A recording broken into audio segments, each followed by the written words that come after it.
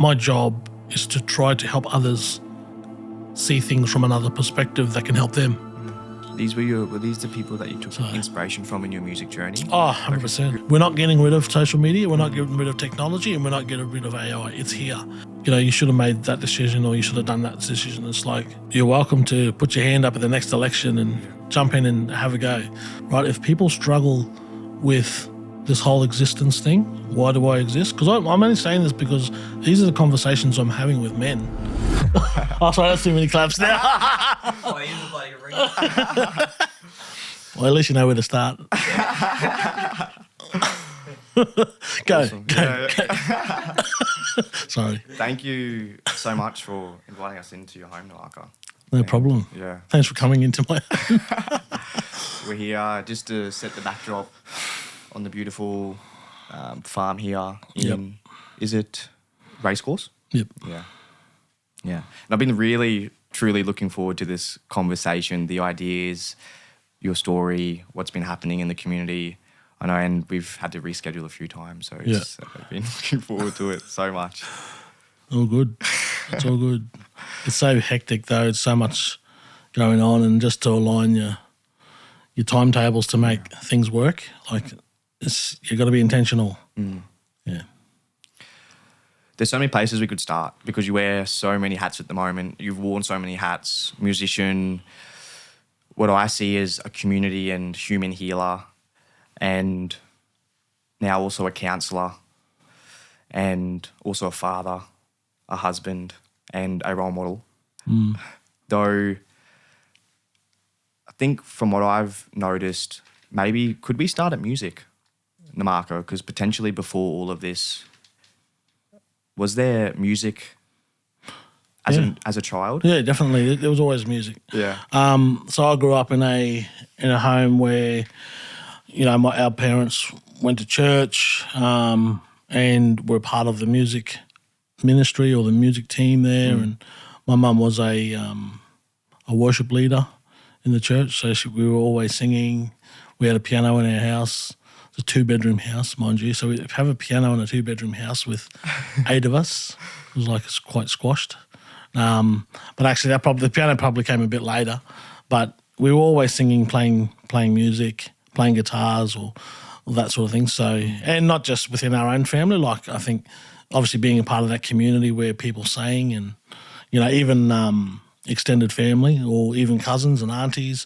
When we get together with our uncles and aunties, it would always be, you know, it'd just be natural to sit down and somebody would start singing a song, and then all of a sudden everyone's singing, you know, in the family. So that was just normal, you know. So for me, music, you know, it wasn't something that we were trying to do. It was just something about who we were as a family, I guess. So, and I think that's the beauty of music. It just brings people together and brings about a sense of unity.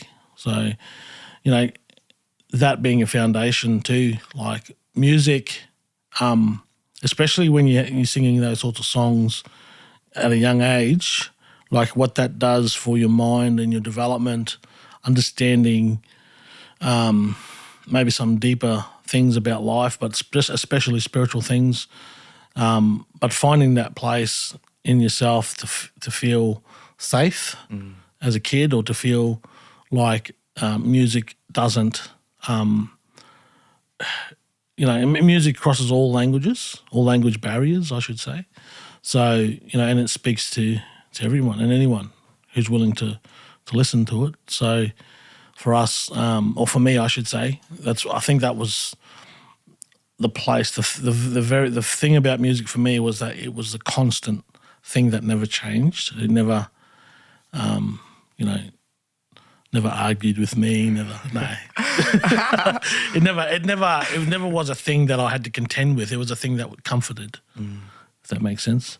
What type of music would you be playing with your uncles and aunties and families? Was it church, like gospel music, or any music? Depends if I was at a church or at a party. So, you know, obviously, because, you know, we've got, we'd go to a party and people would be strumming guitars there, playing all sorts of music. So it wasn't just church music. I mean, church music, like I said, was the constant in the foundation of, shaping your values, I suppose, and not just as a musician, just as a person.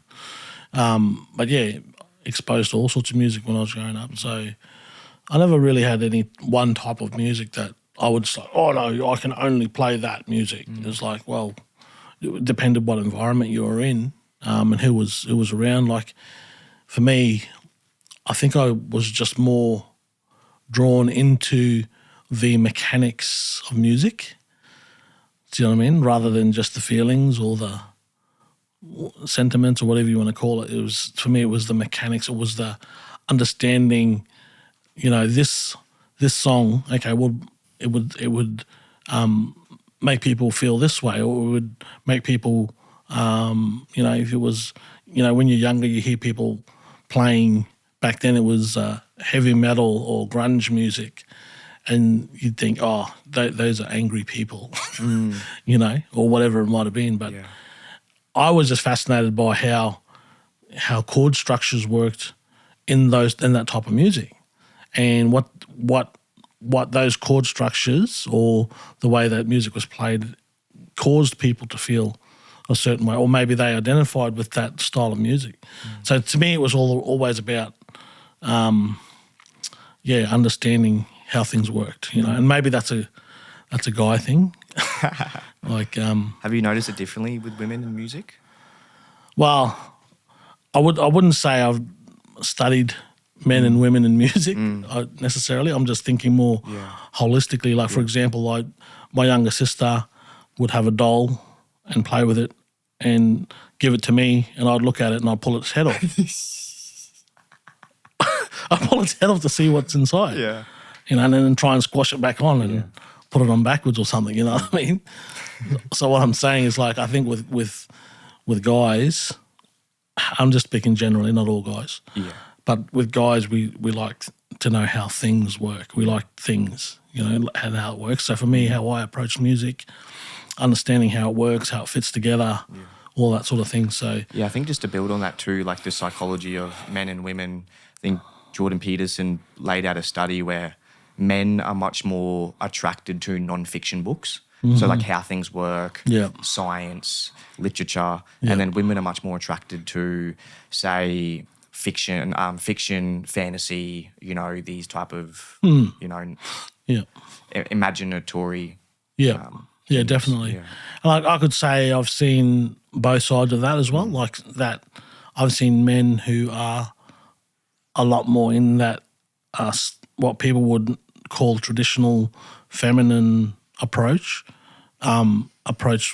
music that way, or approach life that way, but still be a man. You know what I mean? So I guess, and it's just probably a smaller percentage, but yes, it's like in generic terms or broadly, it seems that women tend towards more of that understanding the personality or understanding the emotion behind it, And I heard a guy talk about this a long time ago, and whether it's true or not, but it rung true for me back then when I heard it. I'd say 10, 15 years ago now, and I always remember. I can't remember who he was, but I remember what he said. He said men might be able to put music together in the sense that of. So you turn that rookie. There you go. And that's a really cool riff, by the way, on that piano. Can we put it on silent, please? You might have to put it on silent. God, guys. I'm not sure if we should edit that out or not. We'll keep it in because it's important. We're talking about music. So. Yeah, of course. Sorry, guys. Well, men might be able to set the structure up of a song. And again, I don't know if this guy is true or not, but I think he was trying to get out of how the importance of men and women understanding each other, and what makes each other tick. And he talked about how while a man might compose it, a woman might arrange it. Do you know what I mean? So whether that's true or not, I don't know. But it sort of, to me, made sense because I'm like, wow, women have the ability to compose. I'm not saying it's not possible, but I'm saying that the need to have both Like, for example, with my wife and I don't want to jump the gun here, but like with my wife and I, like where I'm weak, okay, I'll say it this way, where I'm weak, she's strong, and vice versa. So I think understanding that the differences aren't competition, they're complementary. And I think if people, even going into a relationship, understand that, it's like going back to music. If you understand within a band setting for musicians, you might say have your bass and drums, right? Bass, guitar, drums are what they call the backbone, right, of a band. And then you'll have a rhythm section, or that could be, or say your piano, which is considered percussive as well, acoustic guitar or rhythm guitar.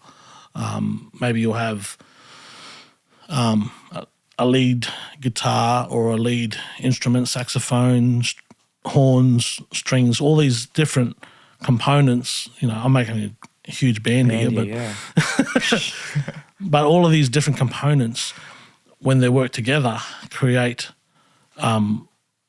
something that is meaningful. So to me, music is always driven by meaning, and I guess that goes back to this whole church upbringing thing, is that music works best when it's, for me, so it's not works best, speaks louder when it's intentionally directed towards a feeling, for example, or how I feel. That's why I think, country music songs or R&B, hip hop, like they always have this, broken relationships, or, somebody left somebody and all you have left is your truck and your beer. It's like, how many people love that story because it rings true for a lot of people. It means it's meaningful. So, and I'll go into songwriting then, I think I can write music I like, but that doesn't mean you like it, and I think that's another thing I've found with music, that, writing music, and I'm not saying I'm the best songwriter in the world. I'm just saying things that help me understand songwriting, for example, is that I'm not writing to try and just be in my own head and just play my own music that I love listening to myself, because I think then sometimes it's like you get caught up in this little bubble maybe. But I found more purpose in music when it speaks to people. Like I'll write a song and I'll think, oh, that song's gammon, man, like whatever. And then 100 people are like, that song's amazing. I'm like, no, it's not. Stop talking to me about it. But they love it because it's not what I'm playing or how I'm playing it. It's often the message in not just the lyrics, but the message in the way the music's composed and put together. That way that music's put together speaks to people for some whatever reason. It pulls on their soul. That's why they call it soul music, right? So their soul is their mind, their will, their emotions are connecting with that thing, and it's fascinating because I think I'm more naturally an instrumentalist. So when I play music and just play an instrument without singing, without words, just playing, people love that because I feel like you can express yourself through the way that you play. Within a person, they feel that. I don't know if you've ever experienced that, but sometimes I remember Jeremy was saying the exact thing. Like when he busts on the street, he has seen the effects of what melody and rhythm can really do to people walking past, and how he can influence their energy, their mind, their day, just by playing a particular meaningful riff or rhythm. And I see that. I see what you're talking about as something at a much deeper level of music, something that's almost like I see it as a connection, a deeper connection to. There's the theory that you're talking about, but I think there's a channeling of something beyond reality. That you tap into because, that's different. It's different. It's different. But and I think another thing with songwriting or playing music is that people will connect to things that are familiar, right? Because we're creatures of habit. So if I write a song that sounds a little bit like another song they know, like that's a good thing for them, because number one, it's like if you, I don't know if you've ever had this happen to you. You listen to new music, and it might be alternative. I don't know. Let's say, for example, alternative heavy metal, punk, classical music, or something strange, some sort of fusion. You listen to it, and the chord structures are like surprising, or you've never heard it before, or actually make you feel a little bit uncomfortable. And that sort of music is awesome for, I think, intellectual reflection. But most people like easy listening music, and easy listening music. Am I saying that right? Easy listening music. Yeah, I'm saying it right. Is something that people connect with because it's familiar. And I have heard, famous songwriters talk about that. The way you're playing it is one thing, but also the way it's structured is important, because when you're writing a song that is familiar, people connect to that easier. Yeah.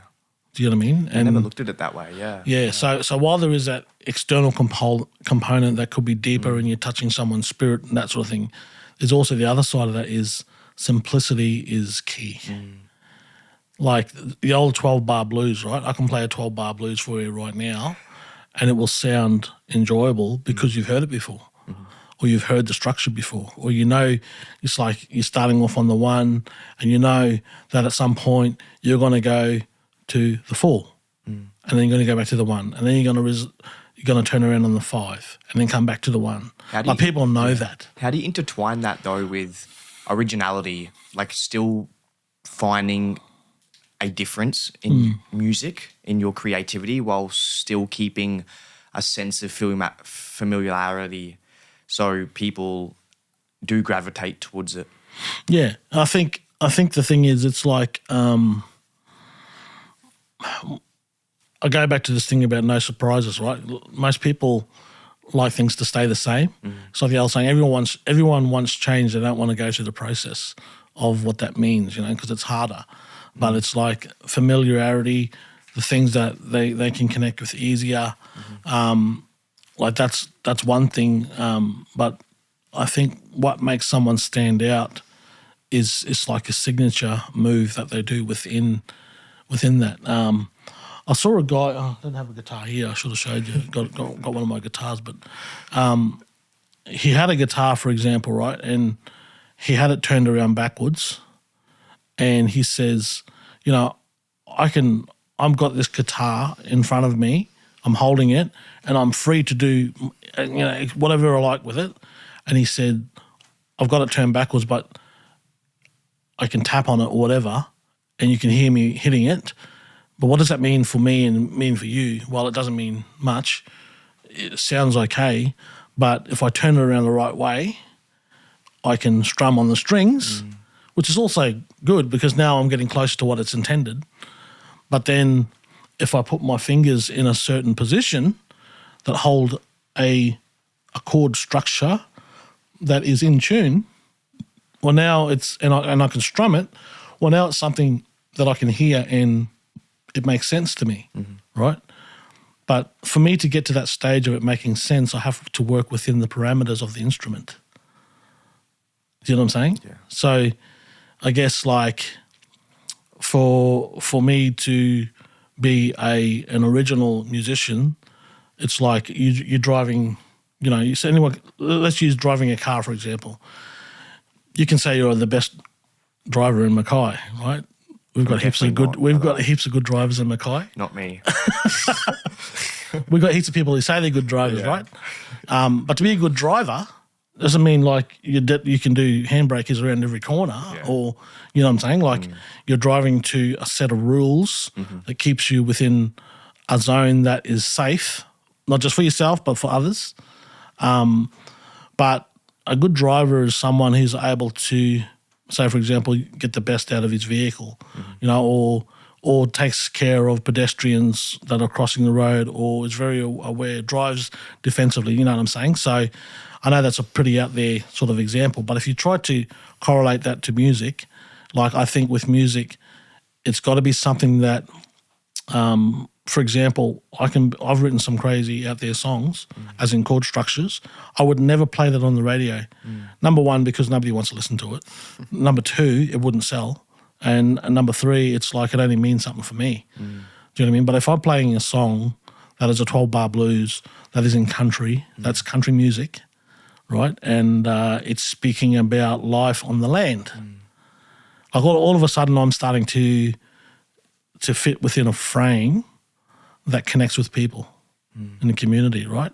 And I think that's another thing with music. It's not so much about the talent these days. It's not so much about the talent. There's so many talented musicians.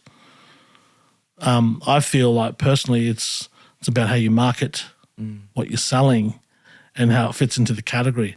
Like I did an album back in 2005, my first album, gospel-based album, but it was very, Prodigal. Prodigal. Could you break down what that name means? Because there's a bit of a meaning behind that name. Yeah. So prodigal means wayward, or out of the way, gone off the way, or off track, I should say. So basically, it was just written around, I guess, people that felt lost, like to bring them back to a place of finding commonality, finding stability, finding peace, all that sort of stuff. Obviously, it was a gospel album, so I was focused around that message. But see, even with that album, if you listen to it, there's a few different genres going on in there. And I think back then in my musical journey of songwriting, I was experimenting with a lot of different. Even 10 years ago, I was doing the same thing in my second album, which also has a few different genres in it. But I think that having those different genres, like I said, I grew up listening to lots of different genres of music. So when I played music, it was something that I had to, figure out where my lane was, so to speak. Now, that's not saying that's all I can do, but that's saying, I guess, what speaks the loudest through me, what I feel like I'm good at. For example, I grew up playing music by, aside from, playing church music by a guy called Lightning Hopkins, John Lee Hooker, Eric Clapton, B.B. King. They're all blues musicians. Were these the people that you took inspiration from in your music journey? Oh, 100%. Who were these were some of your mentors, I guess, the people that you took inspiration from? I'll say mentors, but maybe just old albums that were, or back then it was tapes, cassette tapes. I'm old, cassette tapes, or even CDs when they first came out. I was like, wow, I got this CD. My first ever album was by a guy called Bobby McFerrin, if you heard of him. But it was when he released Don't Worry, Be Happy. So, and that whole album was all a cappella. Everything he did on that was just with his vocals, So that I think is also something that stuck with me throughout my musical journey too, is that creativity of sound. Like I love that stuff, man. Like and I think that's what blues music really spoke to me, because it wasn't overly produced. It was raw, and like Bobby McFerrin was just a human voice. So I feel like if you think about, if I think about why did that speak to me so much, and I think maybe because of who I was or where I came from, a family who were, working class family, Islander family, all of this history, and I think that flows down into the things that help shape me, but the things that interest me as well. So, I think about blues music like it was born out of oppression. Yeah. This is the one. Thank you for arriving here, Namarca, because I guess the one question I had about music was, I see the African American slave movement and how in that depression and darkness arose this beautiful genre of blues music and the relationship that the African American community had with the church. And I was wondering if the South Sea Islander history of also very similar circumstances, did it give a particular flavour or particular style of music? I guess a lot of the South Sea Islander families, Indigenous families or whatever, I grew up with a community where those families were very spiritual already. Like even like you think about culturally speaking, Aboriginal Islander families are very spiritual. I think I shouldn't just say Aboriginal Islander, because if you think about it, every community, every person, if they go far enough back in their genealogy, their forefathers lived in a village. Yeah. At some point, your forefathers lived in a village, right? And generally speaking, village people are spiritual people. So, you talk about, the way that our families maybe even were able to get through the oppression, get through the slavery, get through all of this, the stuff that was happening politically and socially, culturally to them, was having a spiritual understanding. And so maybe that's one of the things as well that helped. Like I said, my forefathers was this connection to Christianity, because traditionally Christianity is not an island thing. It's not an Aboriginal thing. It came from the other side of the planet. Yeah. Do you know what I mean? So for our forefathers, like, they were actually not allowed to speak their language, number one. So when you remove a language, you remove the culture. Yeah. Because language is directly associated and connected to culture. The second thing is, I think just around being able to, they weren't allowed to sing their songs or practice their traditions. And the other thing I learned about the history of Islanders and Aboriginal people as well within this country was that they joined the churches, or they became associated to the churches of whoever owned them, for example, or whoever they work for. So if you came from the islands, and then Flat Top Island used to be the port of Mackay, or the harbour, and so because of how far the tide goes out here, the tall ships could only dock at Flat Top Islands, and they walk the cargo across to Paxton's markets. So islanders would be brought there to that island, offloaded onto Flat Top, walked across onto the mouth of the Pioneer River, and sold at markets. They were then given clothing to wear, like Western clothing, and put on rations, and then they would walk with whoever purchased those workers or took those workers on to their land or wherever they had farms around Mackay. They took on the religion of that farmer. So, for example, if that farmer went to the Church of England, well, that's where you went, or you became associated with the Church of England. Or if you were Catholic, you became associated with the Catholic. So I think that's just a little bit of the history of how Christianity was a part of assimilation. Yeah, I guess. There's so much to dive down here, Namarca, and thank you for sharing and shedding light on some of our history here, cultural history here in Mackay. I think one thing, again, growing up in Mackay, and I think now we're at a particularly different time in history where it is the truth, the real history of what's happened is coming to light. Yeah. And for instance, one example that I wasn't aware was down by the Pioneer River, there's the old Leichhardt tree. And that kind of barricaded it off, and that's where they used to sell the South Sea Islander men and women with a chain around their neck, and that was the tree. And also another example that I came to learn was Boundary Road. That's called Boundary Road because the South Sea Islander community used to live on one side of the boundary, and again, this is just what I've been shared by the South Sea Islander community, that at dark time, the South Sea Islander community would not be allowed to cross that boundary because that was at dark time, because that was the boundary. Yeah, so that had to do with the White Australia policy in 1901. So federation happened in 1901. Yeah.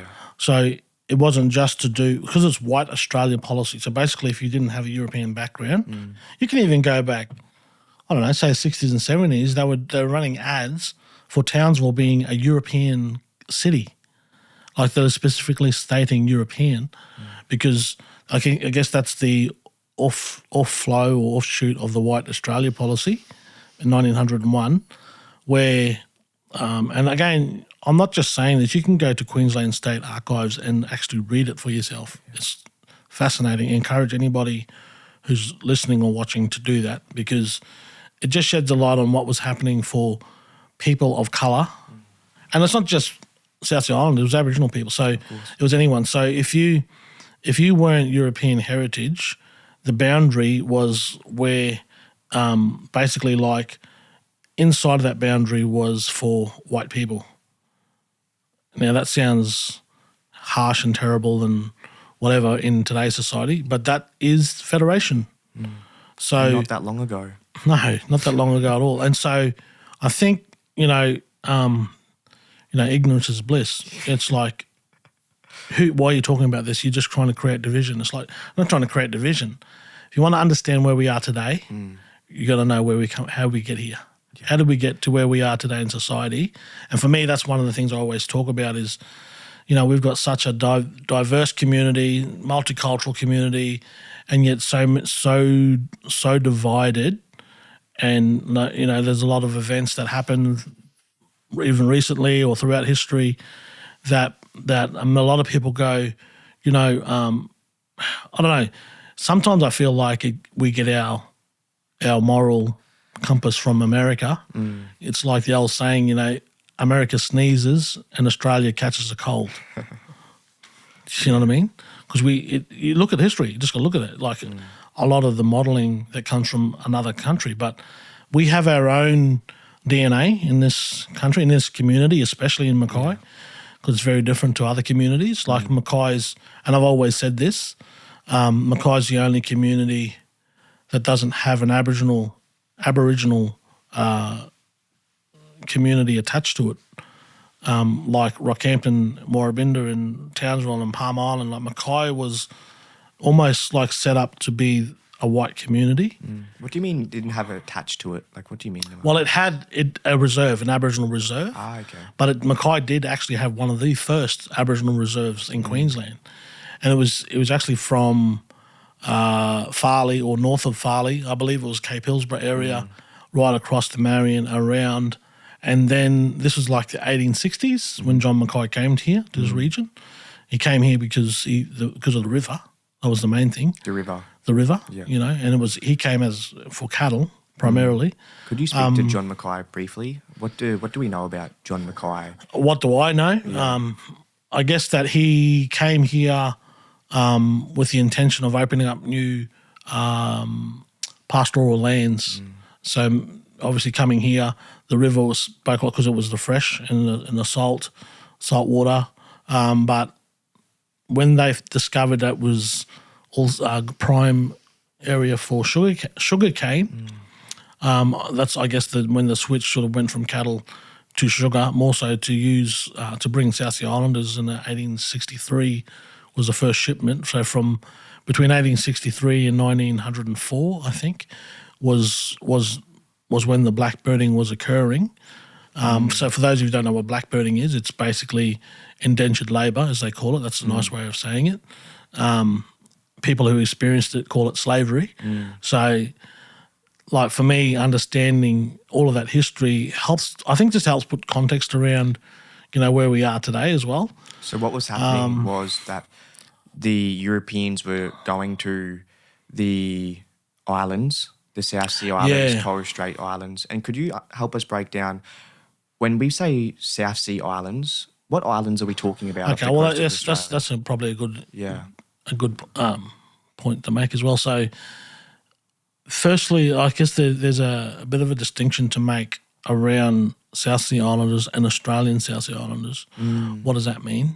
Because Australian South Sea Islanders, which is what I am, I also have Aboriginal ancestry, but primarily Australian South Sea Islander heritage.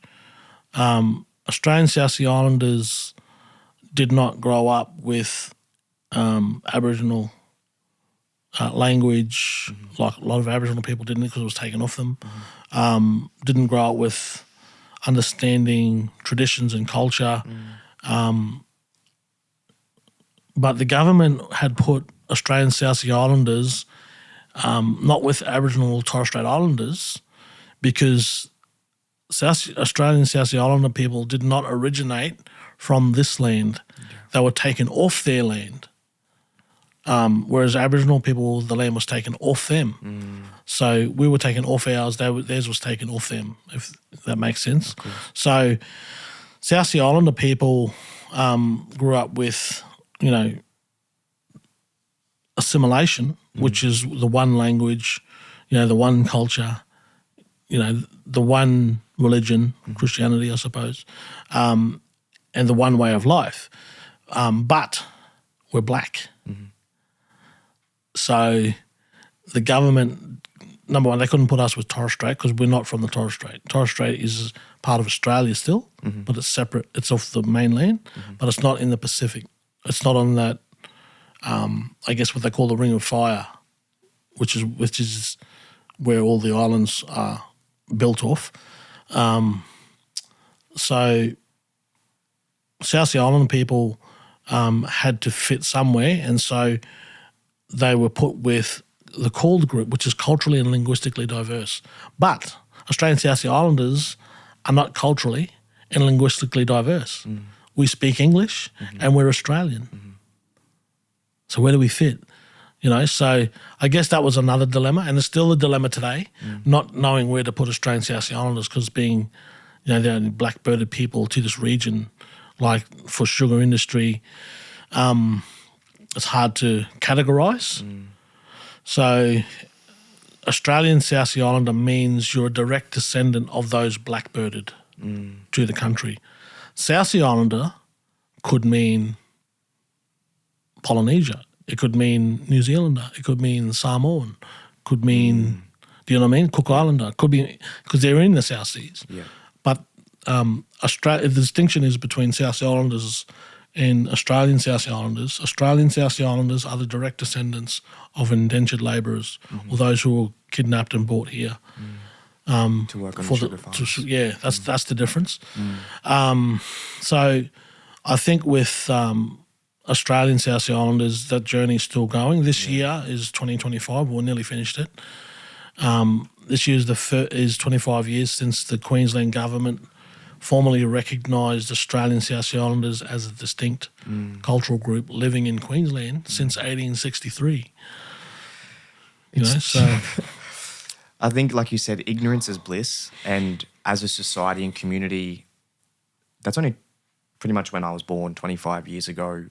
We're recognising humans for humans, right? And that's Queensland. Yeah. Like the federal government recognised Australian South Sea Islanders as a distinct cultural group in 1994. So the federal government did it first, but Queensland only did it in 25 years ago. Why do you think that there was a delay from the Queensland government? Politics. Like I mean, why else would there be? I mean, like it was a political thing to do, to recognise them. Number one, but what do you think the political meaning of potentially?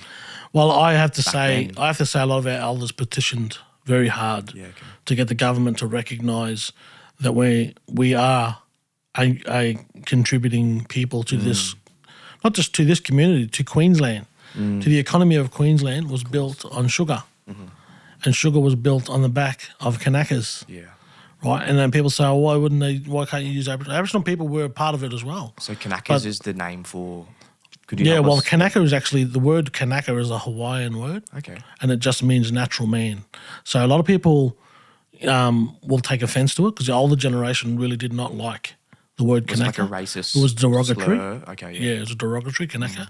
The younger generation got it tattooed on their chest, loud and proud. And it's Yeah. like, well, it's a Hawaiian word. It means natural man, and they use the word to basically, it was basically to categorize these islanders, because you got to remember back then also, black people were not seen as, they were seen as subhuman because of the science of the day, which was Darwinism. Basically said the darker you were, the closer you were to animals. And that's why Aboriginal Islander people were treated like cattle.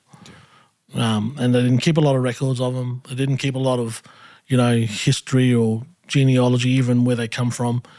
Even after during and after the White Australia policy, those islanders were not taken back to their original homes. A lot of them were dumped up at Torres Strait Islanders when they came from Vanuatu, or they came from Solomon Islands, or they were thrown overboard at sea because they weren't seen as people. So I think that to me, I hear a lot of people, I've got Christian upbringing, I've got faith, I understand Christianity and the passion that people have for it. And don't get me wrong, like it's something that I cleave to all the time. But when people say Christianity this nation was built on Christianity, our Christian principles or Christian values, well, then you've got to ask the question, is colonization a Christian value? Is enslavement a Christian value? Is genocide a Christian value? Is removal and abandonment a Christian value?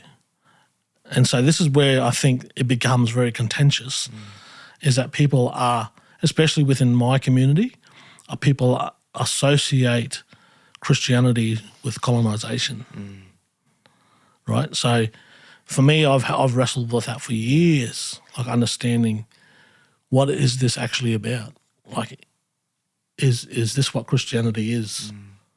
And so to understand that, you have to go back to the original text. You have to go back to the Bible. You have to go back to understanding what the actual scriptures say about this, right? So there's a lot of, and I'm not a, Bible historian or anything like that. I'm just saying anybody has access to it. You can research it yourself. And I would say be careful getting online and Googling it because you're going to come up with all sorts of weird things. But just to do study on the Bible yourself, see what it's actually about. What have you found, Namarca, that has helped you be more at ease? Because I guess this was another question I had in my mind. Like, how have you been able to, I guess you said, wrestle with the deep faith that Christianity and potentially the light that it has given you in life, but also the dark,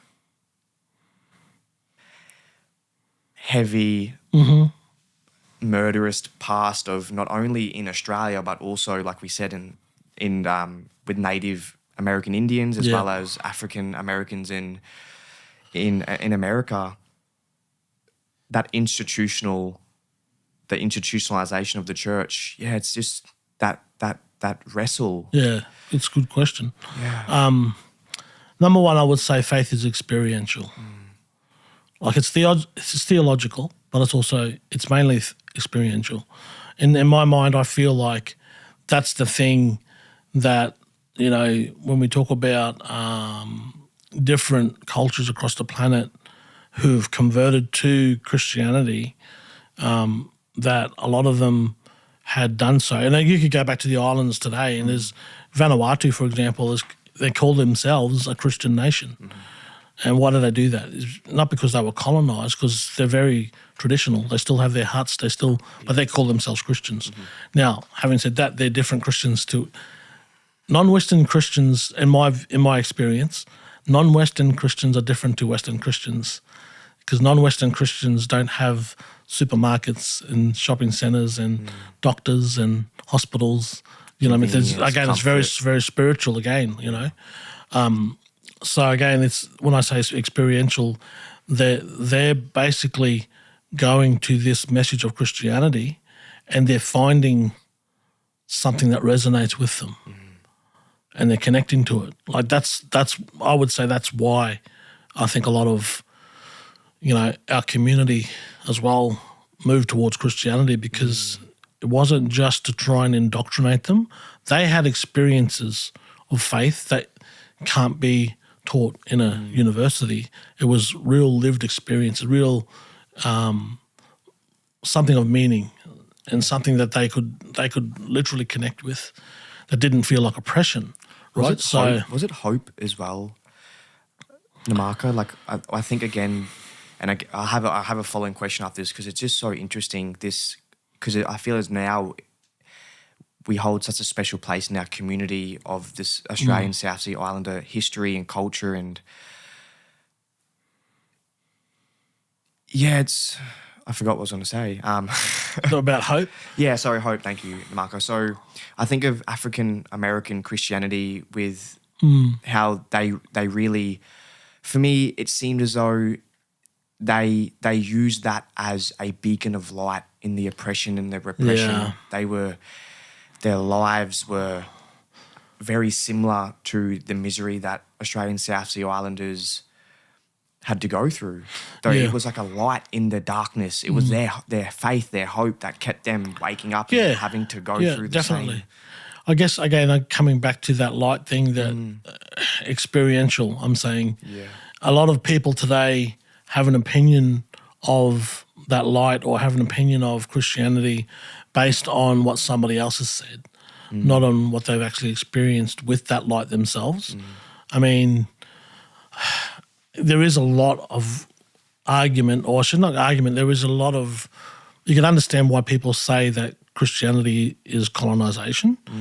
And what I would say to that is, it makes sense if you've never experienced the light. You know, is it a way that I used to say it to people is like this: if you and I lived in a dark cave, right, and then you stepped outside that dark cave and said, "Oh man, the sun is burning me," and then I said to you, "No, it's not, Jayden. You're dreaming. The sun doesn't burn you. Like it's. I can see the sun. It's very bright, but it's not going to burn you." How do I know that you're telling the truth unless I stand in your position, unless I stand in the light and feel it, right? And when somebody stands in the light, that's when the change happens. So there's an old saying that says some people change when they see the light, other people change when they feel the heat. You know what I mean? So I think for me, that's what I allude to when I'm talking about experiential. It's like, to me, you stand in the light, you test or you taste and see, as the scriptures say, taste and see that the Lord is good, right? That's a scripture. But people say, no, I disagree with that, because you've got to think about, you know, take for example, all of the commission that happened around churches abusing children. Like, that's a huge one. That's a contentious one. So there you go. Christianity is bad. It's like, well, hang on a second. I could say the same thing if you're sorry to use you all the time, but you're sitting in front of me. But if you're if your grandmother, right, was the best pavlova cook in Queensland, right, and she won awards, she did amazing things with pavlovas, and people saw you as the next in line to take over her pavlova empire. Right, I'm just making this stuff up, by the way. It's like writing music. but you're in line for the pavlova empire, right? Now, your grandmother had such a reputation for pavlovas that she was known all over the world. Then, because you carried the name of your grandmother's empire, you then had an expectation that you were going to be like a grandmother, which is a natural. But when you cooked pavlova, it wasn't sweet. it was a little bit off colour, and it felt like cardboard.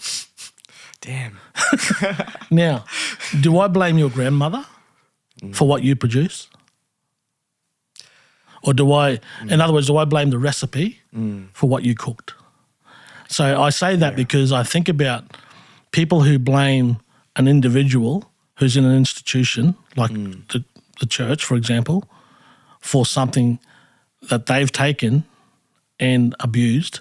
So the word abuse is 2 words. It's abnormal usage. Abnormal usage, right? So it's not normal for that pavlova to turn out like that because of the standard that your grandmother set. But because you didn't use the recipe in its normal way, in the way it should have been, it's now been an abused recipe.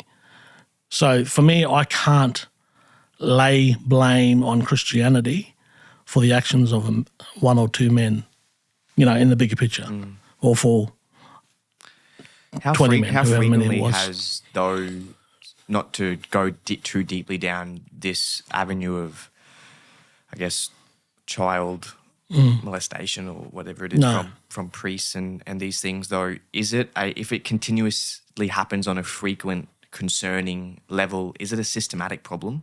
Is there something wrong within the institution if it's continuously happening? Yeah, well, then you've got to look at, for me, I think you've got to look at how those people are becoming, how they're being positioned into those positions of power. Yeah. Especially when Christianity has it's about loving your neighbour, right? It's about being like little children, not abusing little children, but being like little children. It's about, clothing those who are naked, feeding those who are hungry, taking those in who are homeless. Like, it's all of that. Yeah. Like, that's what Christianity is about. So for me, I'm always grieved when I hear stories about any abuse anywhere to begin with, but especially when it comes from a religious context that is opposing what that is supposed to be about to begin with. So, again, it's like everything's the principles and the understanding of faith and of the light is always meant to be good. But it's like anything. I heard somebody say this years ago. They said it's like the Garden of Eden. Everything was good until they put people in it. People, and I'm not saying get rid of people. I'm just saying people have a tendency to make things work how they want it to work. Move things around how they want it to move. So, I guess that's the thing. Like, is man innately evil then? If we're put in a Garden of Eden and we can't help but eat the apple, does that say something about man? I think you've only got to think of a child. A baby, we could say, is good, but if you, for example, had if you were holding a baby with a gold watch on your wrist and the baby reached out towards that watch and you said, don't touch the watch, the baby would get upset because it wants the watch, right? And so you'd reach out again, it'd reach out again and you'd say more sternly, no, don't, I said don't touch it, right? So I would say if that baby had 20-pound more muscle than you and was 2 foot taller than you and it wanted that watch, you know what? The baby's getting the watch, not you. It's not listening to you. Now, why I say that is because I think children don't have to be taught to lie. They don't have to be taught to steal. They don't have to be taught to think about themselves. Like, we do that naturally. It's like I was brought up to think about others. I was brought up to don't lie because I was lying. As a young boy, I would lie all the time to cover my own hide. That's what little boys do, right? Yeah. But I had to be taught not to lie because, number one, it hurts other people. So I had to think about other people. Do you know what I mean? So even in that principle, in and of itself, is that you don't have to teach children to do bad, yeah, and not saying that children always do bad. Children can be good, but more so that children have to be taught that we have to fit into the community. And the way I say that, the reason I say that is there's another saying that everybody talks about. It takes a village to raise a child, but nobody wants to live in a village, right? Well, what does that mean to live in a village? Well, it means that number one, you find belonging in the village. So if you don't find belonging in the village, you're outside the village and you're disconnected from it, right? So I think what we see today is that a lot of people are trying to make the village fit into the child, but it's the village's job to bring the child into the village. Does that make sense? So that whole thing of teaching, that whole thing of mentorship, that whole thing of eldership, even within culture, is all about bringing the child into the village and saying, you were outside, now you're inside, now you belong, now you're a part of us. And research shows that when young people feel belonging, they don't offend in their community. When young people don't feel belonging in their community, they offend. They not just offend against others, they offend against themselves. So there's this whole thing I think that we did a lot. I did a lot of over the years, even with what I went through being born into this family. My family is understanding culture, understanding rites of passage, all of those things, is that children must be guided into their calling, into why they are a part of this village, right? So Thank you for bringing us here, Namarca, too, because I think we're at a stage where, because you've spent a lot of your life working with guiding children as, I think, in youth justice and I guess trying to help them, like you said, be guided towards their calling. At the moment, at this point in time in Australia, the Indigenous community is the most incarcerated community youth in the whole world. So that in itself is obviously a huge thing to look at. Why is that happening? And could you talk to what you observed over your time in youth justice? Yeah. Because young people who come from culture, who come from communities that are heavily cultured, such as Australian South Sea Islanders, Indigenous cultures, South Sea, and they're here and potentially missing that sense of belonging. Why are they missing that sense of belonging? Are they missing a sense of belonging coming from a youth justice point of view? And that's another good question, I guess, that, again, going back to that belonging. I've done a lot of work with youth and young men, older men as well, who are really, like, a lot of those older men, older men, say in their 30s or 40s or 50s, who are having, say, domestic violence problems or maybe suicidality or those other types of, pressures that men face within their own lives and their minds and their families. I've had men say to me, Namarca, the things that you told me through your behavioural change course at Reconcile Life, the things that you've shown me, the things that we've gone through together with the elders, and they're 46, for example. They say, I wish somebody told me this when I was 6. But that's what men are telling me, grown men, because it came back to, and the things that we talk about at these camps, we call it men's business, but it's not just men's business. It's what it means to be a human, what it means to feel that you weren't a mistake, right? And we connect a lot to creation. We connect a lot to the Creator. And when we say the Creator, we mean the one that everything that we see in nature is either an accident or it's intentional. So that's something that people grapple with, and we just take them out on country or take them out out to the islands out here on the boat or whatever, and they look around. We just spend time, and without distractions, and we have these deep conversations about creation.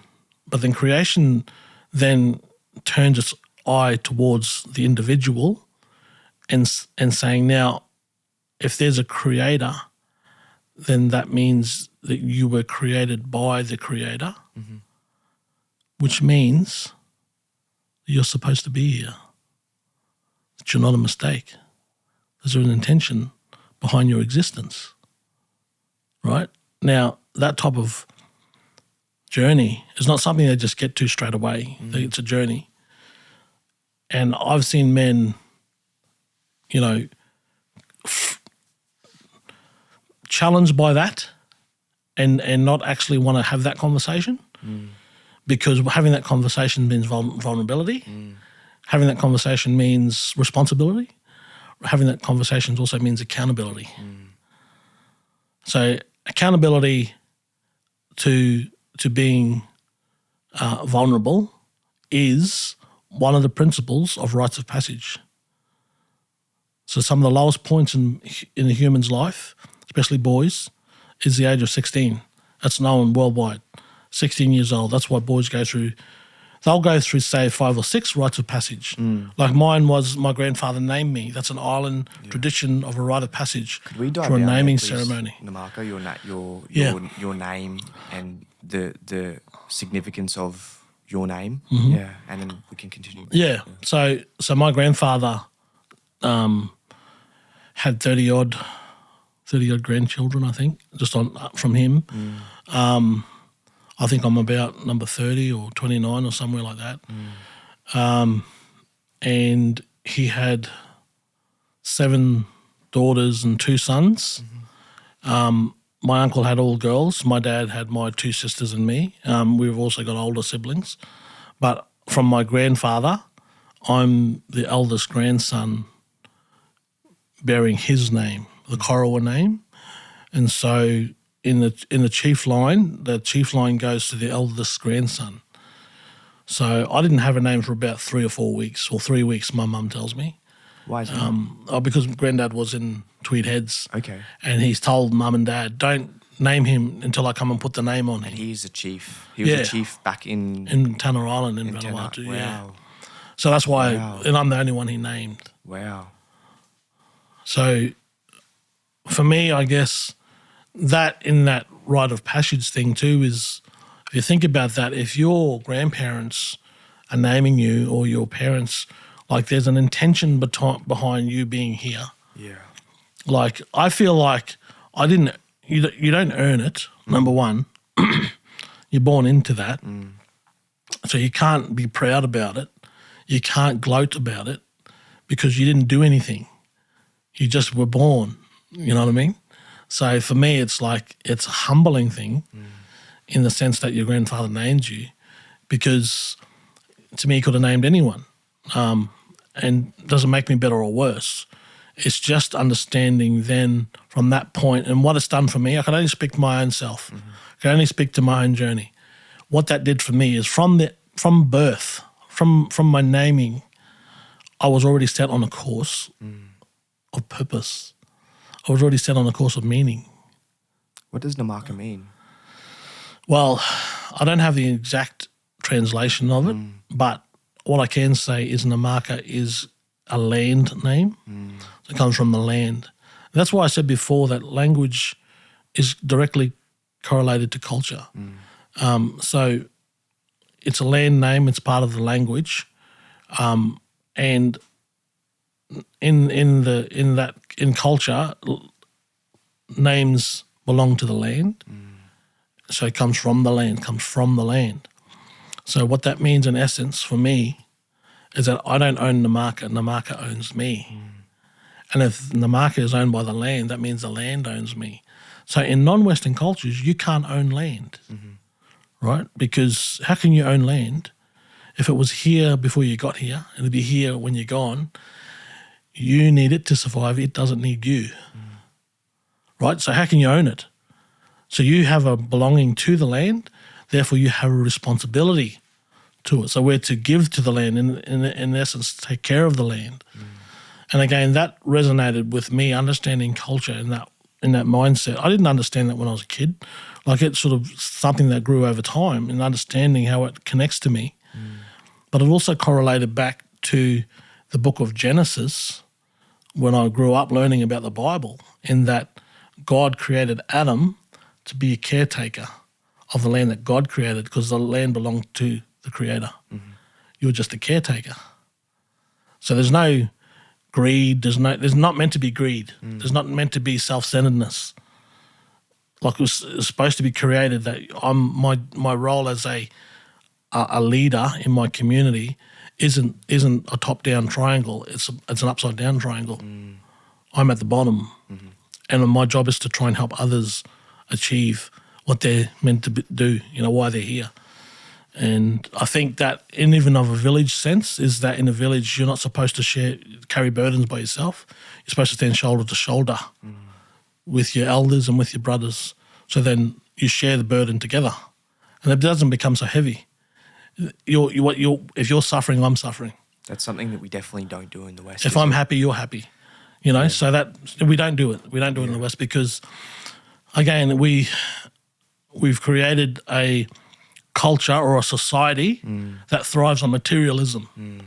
It thrives on me having more than you, which is not how villages operate. It's not how I believe in my mind how created purpose operates. It's the opposite of that, actually. It's like thinking of yourself benefits you for a time, but at some point you'll be alone, right? So, but when you start out in life and everything that you're doing is about helping others fulfill and reach what they're called to do, what you're doing, you're creating community. Because now you're becoming a support, not the support, but you're becoming a support for somebody who needs it at that point. And so then when you're an old man, you become a respected elder who, when you need support, they're there to bring support back to you. We had some island people come over who'd never been to Australia.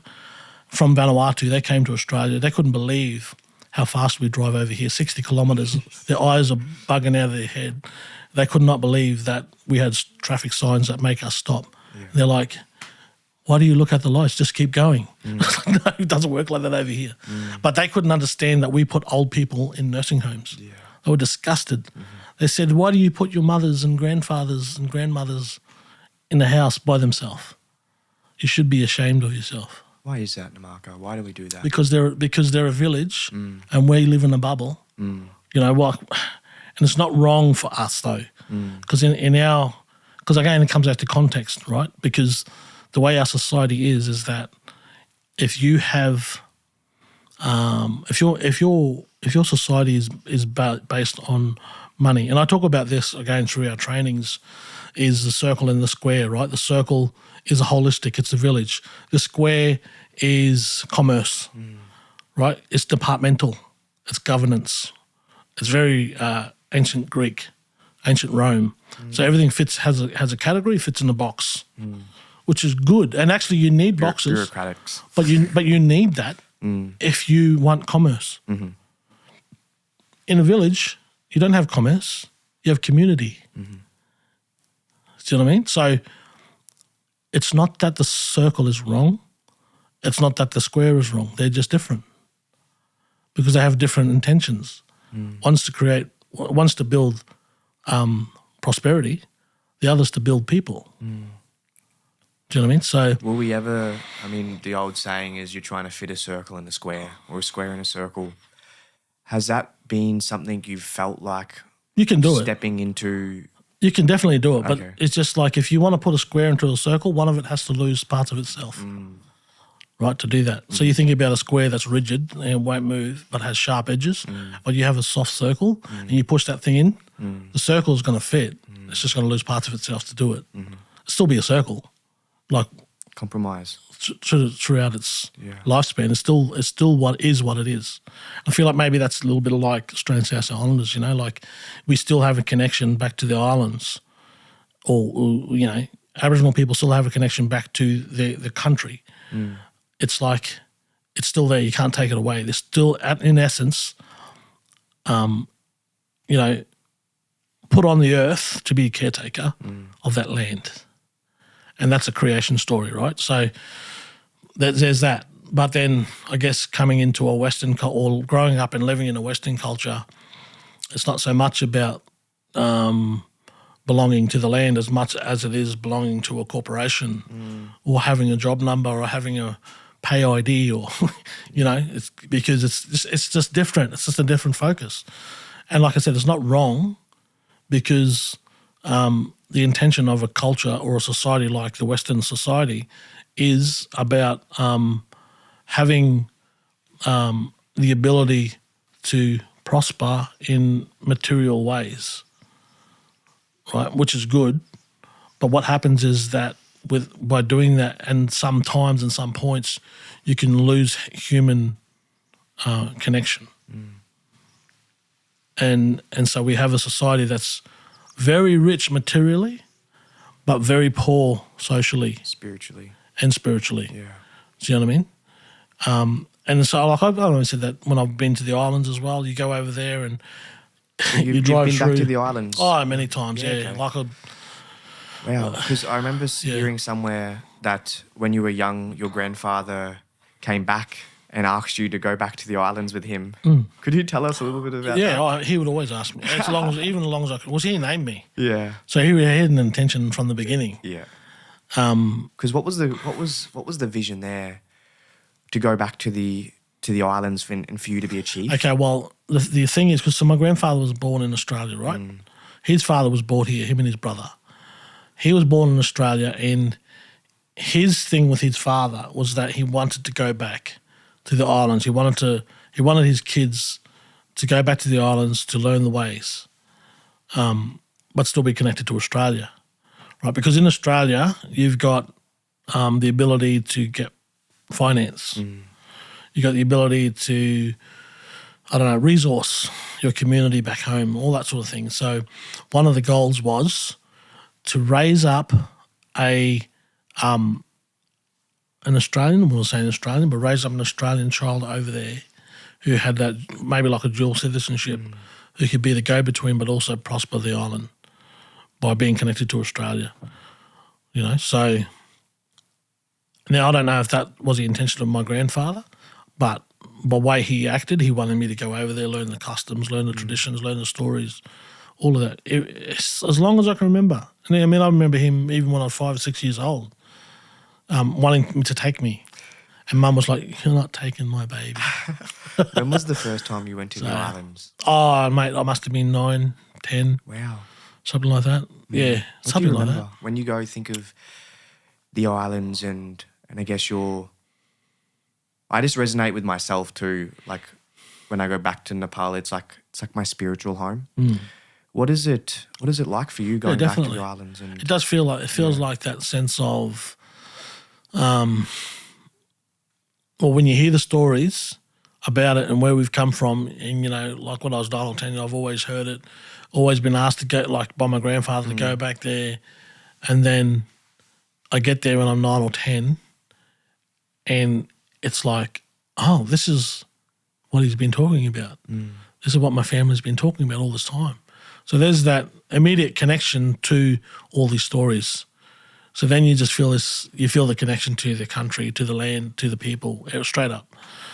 So I guess when you get there when you're 9, it's different to get there when you're 19 or maybe 29 because you've grown and you see the world differently. So over the years, as I've gone over there, obviously there's the same feeling, but as you get older, going back, like to me, and as I do get older, I think about the islands and I think, wow, it's so far removed from me, but as long as I carry the name, Namarca, I can't get away from it. Like it can't get away from me. I'm connected to it by name, by culture, by tradition. Like it's in me. It's part of who I am. So to me, it's not, just a nostalgic thing. It's an identity thing. And now I'm like, my grandfather wanted me to be in a position of governance on the islands, but here I am in Australia in a position of governance here, and I didn't intend to do that. I never had a political agenda. I've never had anything to do with trying to be a leader. Like, if anything, I try to run away from that because I've never liked the limelight or anything like that, you know. And my wife says, yeah, but you talk all the time. You listen to me, I'm just chatting away here. But, you know, and I think that in and of itself, that whole thing of understanding calling. That was my question. That came back to my grandfather. Is it your fate to be a... I mean, I look at where you are now in the council and where you were potentially born to be in the islands in a role of leadership. You cannot deny it, right? You've ended up at the table of decision making, of leadership. Yeah. It's just on the other side of the Pacific. Yeah, yeah, that's right. In the West. Yeah. Literally in the western side. Yeah. I don't know how people get into council or how they get into to state government and all those things. I know it's very different to what it used to be. I think back in the day, you'd run for council, and then when you've done some time in the council, you'd run for state and then state into federal. But it seems like people just skip council and go straight to federal, and all of a sudden you're leading the nation, you know. I'm not saying all people like that, but it seems like people get straight into state government, for example, but haven't had council experience. And I think council experience is good because local government is the closest government to the people. Well, we're supposed to be, and we in essence, I feel like the role is to be the voice of the people, right? So you're getting in there and that's difficult in and of itself because you've got such a diverse community. How do you be the voice of all these different communities? Well, it's about making decisions that reflect the community, I guess, as a whole, and that's not an easy thing to do. People, you know, even March next year, I think, is halfway in my term so far. It's December, so far I've felt like I've had so many people say over the time, and not a lot, but I've had a few people say, you know, you should have made that decision or you should have done that decision. It's like, you're welcome to put your hand up at the next election and jump in and have a go. You know what I mean? So there's a lot of people there. It's like football players, you know. You've got a whole stadium full of professional football players telling those people on the field how to play the game, right? So sometimes it's like that. Like, leadership isn't something that I think you should take lightly. It's a thing that I think people, like for me, I feel like you stumble into it, but it's not necessarily that you're stumbling into it. You've actually walked a journey to get to where you are, and people see that in you, which is why you get voted in, because they think, well, you've got potential, right? So, and I feel like that in and of itself is, again, I can't take credit for it. It's not about me. It's about my community. They got me into that position. So, can I read you a quote, Namarca? It's from Theodore Roosevelt. Yeah. And it's about exactly this. I think it's very. Thank you. I think it just sums up what you're saying beautifully about. It's called The Man in the Arena. Yeah, right. Okay, here we go. Okay. The Man in the Arena. It is not the critic who counts, not the man who points out how the strong man stumbles, or where the doer of deeds could have done them better. The credit belongs to the man who is actually in the arena, whose face is marred by dust and sweat and blood, who strives valiantly, who errs, who comes short again and again, who spends himself in a worthy cause, who at the best knows in the end the triumph of high achievement, and who at the worst, if he fails, at least fails while daring greatly, so that his place shall never be with those cold and timid souls who never know victory nor defeat. That's powerful. Certainly powerful. And just touching on how these people that are from the outside point of view, and I think politically, I think from a politician's point of view in government, it's very easy to receive the blame or the shouldas of could'ves of decisions that people are never willing to make themselves. And I think you mentioned something about this in one of your councillor corners, that, you know, local government works better when people, one, have an understanding of how it works, but two, also kind of take some sort of initiative themselves. Yes, to be a part of it. I mean, there's a number of councillors that have been a great example of that, where they've say petitioned for something to occur in the community, but they haven't done it by themselves because the community have also petitioned and been a part of it. So when you have that combination, when you have people that are genuinely concerned about a particular thing, or maybe they want something done differently, or they want something built, or whatever it might be, it could be anything. I think there's a strength in numbers, number one, but also understanding community sentiment is something that I've learnt is one of the most powerful tools in the arena of politics, is reflecting the heart of the people. Again, that's why the people put you there, because in my view, I believe they put you there because they believe that you are the best to represent them for where they're at in their life at that point. Now, no politician on the face of the earth does that perfectly. Everybody's got their, positive and negative, I guess, if you want to say that. But I think if your intention and your motivation is around supporting the people that put you in those positions of power, of decision making, then it's your responsibility to then do the job that you were elected to do, right? That's you can only do as much as you're given, right? So that then also takes work on your part to get that information, takes work on your part to go out there and see what the community is feeling, takes work on your part to understand legislation, what you can and can't do. Like it's not an easy thing at all, So I get it. There's a lot of armchair commentators out there. It's like Facebook world, like that's the worst place. People. One of the first things they said to me when I got into council, like they just said, first rule of social media: don't read the comments, right? Just post and forget. Set and forget. Just smile and wave, because you're always going to have opposition, right? You're always going to have people who disagree. That's the nature of democracy. At the end of the day, everyone is entitled to their own view. And it's not about pleasing everybody either, because you can't please all the people all the time.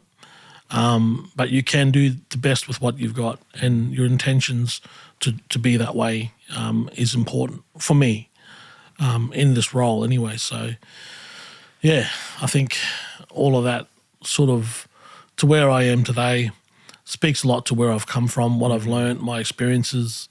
And again, it hasn't been a perfect experience. It's not I'm not saying by any means, that I've got it perfect. It's like there's so much more I can grow in. There's so much more I can learn and understand. And I hope I'm saying these words when I'm 90, when I'm 80 or 90 years old, that I feel like my mum used to say to me, or say to all of us, you never stop learning. Always learn. Enter a room as if somebody in that room knows something you don't know, but you need to know it. So that means you've got to treat people with a certain respect and actually say, you know what, you're valuable to me. You're valuable to our space right now, and I appreciate you being here. I respect you, and that's something that I think can go a long way. It's a humble student, white belt mindset. How have you managed to keep that mindset when you've increased your positions of power? Has power in the sense of being on the council board, making decisions that do influence our community. Has there been a struggle of the effects of power and position with keeping that mindset of I am a learner? Not really. I mean, that sounds arrogant. I mean, I think it's a struggle. If it's a struggle for you to remain in a position of humility if you don't start from there. If you started from a top-down governance that you put your hand up because you want to be the boss, it's like, good luck, For me, I've like even with Reconcile Life, our company, we've been running it for 6 years and basically paying to run it. It's domestic violence course. It's behavioural change from cultural perspectives, and it's for Indigenous, non-Indigenous, old men or young men, women, children. It doesn't matter who goes and is a part of it. The reason why it's lasted 6 years is because my mentality is to serve people. And that was taught to me by my grandparents, by my parents, by my uncles and aunties, by my village. It's a village mindset. It's not to serve yourself, it's to serve others. That's the village mindset. And I make this correlation back to Christianity because Jesus grew up in a fishing village. He was a village man, and it was the Roman Empire who put him on the cross. Do you know what I mean? So even back then, there was that struggle between, the Western world and the village mindset. And I feel like maybe that's just me. I just sense that myself, is that I've grew up with two, I want to say cultures, but two mindsets that doesn't make me weak. It actually makes me informed. And my job is to try to help others see things from another perspective that can help them. You know what I mean? I'm not the gatekeeper. I just feel like I've just been given a piece of bread. I'm just giving it to the next person so they can give it. Do you know what I mean? Yeah, I asked that question out of genuine curiosity because, politics and media has become so toxic in our world, and our leaders are probably more narcissistic than ever, and finding good leaders in politics is difficult in today's world. There are a lot of leaders. We don't have to look very far to see that our world is in turmoil because of the people that are leading it. Though one thing that I've noticed about the way that you've approached our community, local governance, Namarca, is your incredible power of vulnerability. You've shared through not only your council corners of, again, saying that you're a learner and that we're learning together, but also you just released a recent interview with your wife, Vicky, and you spoke about the really challenging time of her journey of complex regional pain syndrome, also known as CRPS, which is a rare and severe neurological condition often described as the suicide disease, and how that has impacted dramatically her health, her well-being, your family, and not only, of course, yourself. You've literally had to carry her. Not only that's pretty symbolic of what you've had to do as a family man, but then also coupled with the weight of this responsibility of politics and of community, and still show that power of vulnerability, to sharing that rawness. Why do you put yourself out there like that when the environment it's dangerous? The political world, putting yourself out there is dangerous. People could really, it's a brave thing to do. You've got nothing to lose when you've already won. Now, I say that because I feel like, again, this whole thing around faith, seeing myself outside of myself is probably the most important mindset and most important skill that any young person can achieve. Like, they have to learn that from a young age.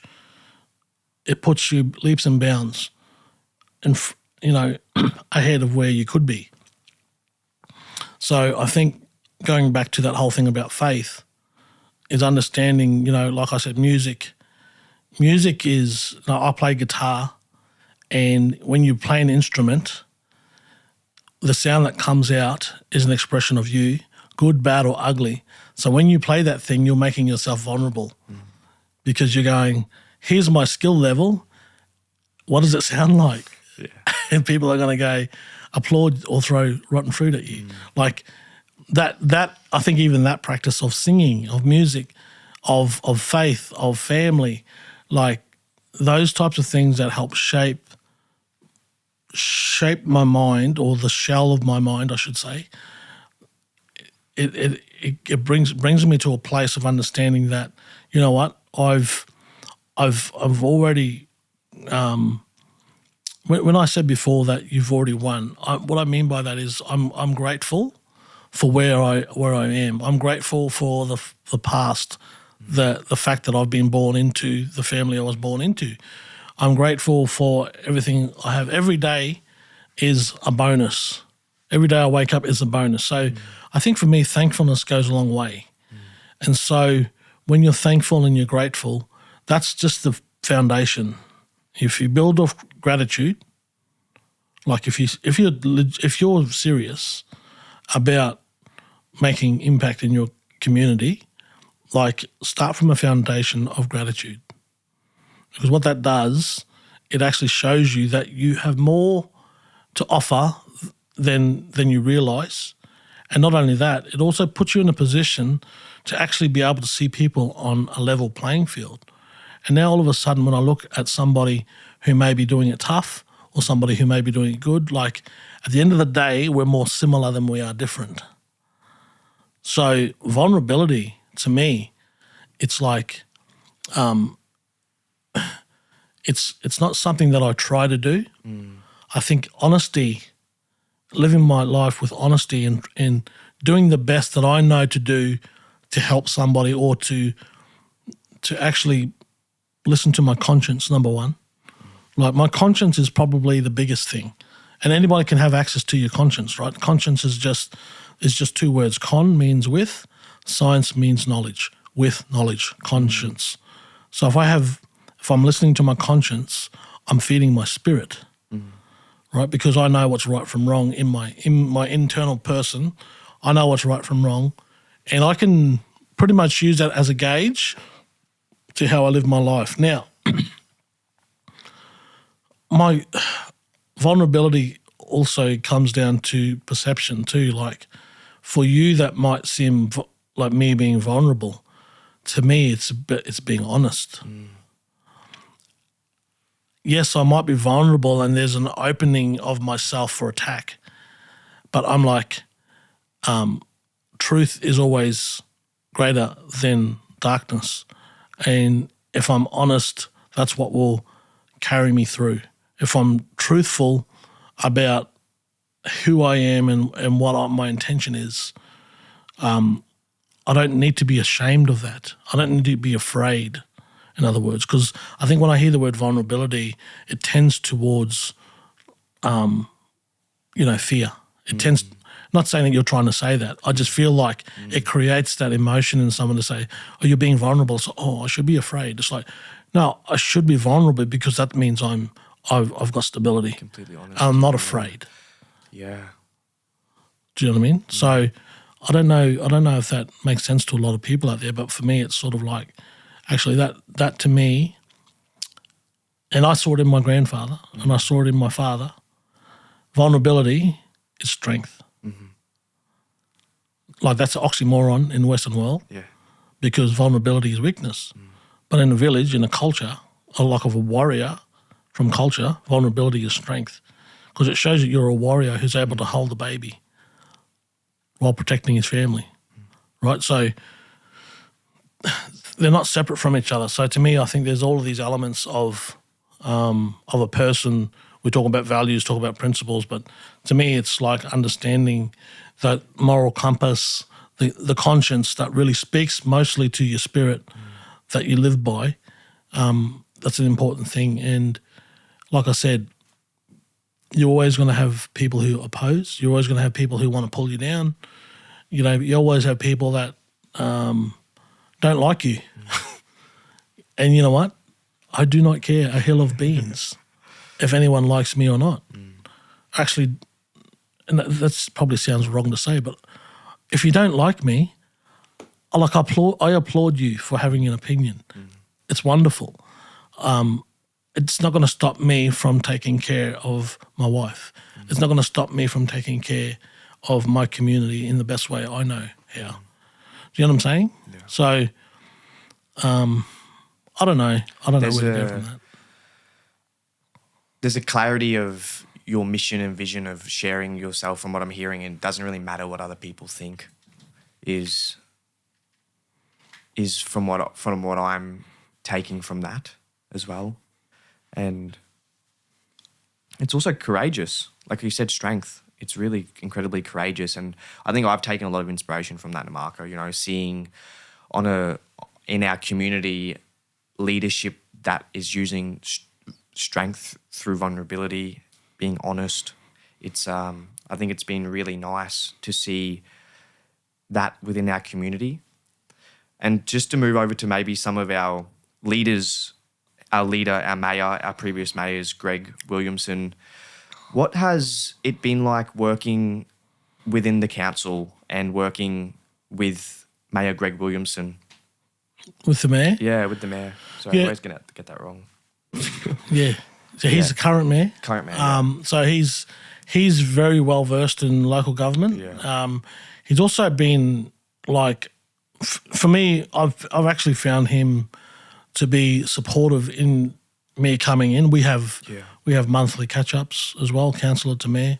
I think that's available to all councillors anyway. But I think just learning the ropes, having a mayor who's very well versed in local government is also helpful in the sense of understanding, like, I mean, every mayor's different. Yeah. Like every council is different as well, but every mayor's different in the way that they lead and they function.